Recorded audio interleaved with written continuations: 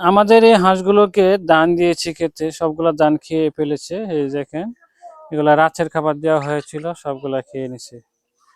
এদিকেও আছে কিছু খাবার দেওয়া হয়েছে, এই যে আমাদের দেশি মুরগি খাচ্ছে।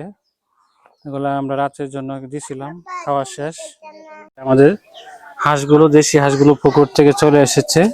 এগুলা হচ্ছে আমাদের ডিম এখন দেওয়া বন্ধ। অনেকগুলা ডিম দিয়েছে আমাদের খামারে, এখন অনেকদিন ধরে ডিম দেয় না। এগুলো দেখেন শুকিয়ে গেছে অবশ্য ডিম দিতে দিতে। আবার আমরা নতুন ভিটামিন খাওয়াইতেছি, দেখা যাক কি হয়। এগুলা অবশ্যই আরেকবার ডিমে চলে আসবে।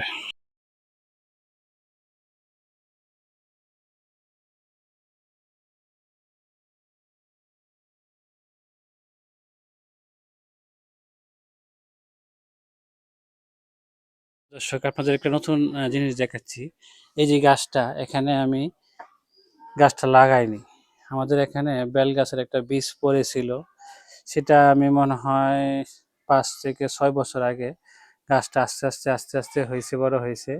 তখন আমি এটা এদিক দিয়ে উঠিয়ে দিয়েছিলাম। দেখেন আমার ঘরের সাথেই, এই যে এটা একদিক দিয়ে আমার ঘরের ছায়াও দেয় অনেকটা, ঘরে একদম ঠান্ডা লাগে।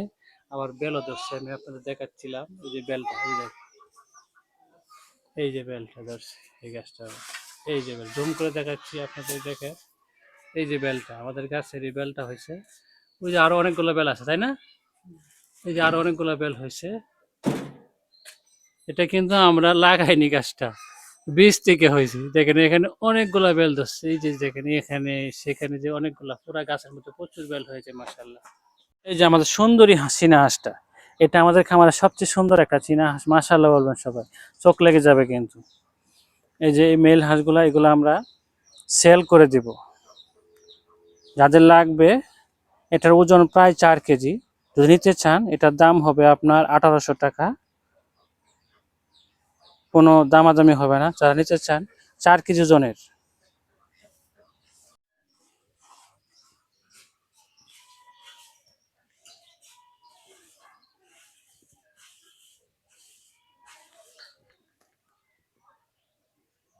আশা করি সবাই ভালো আছেন, সুস্থ আছেন।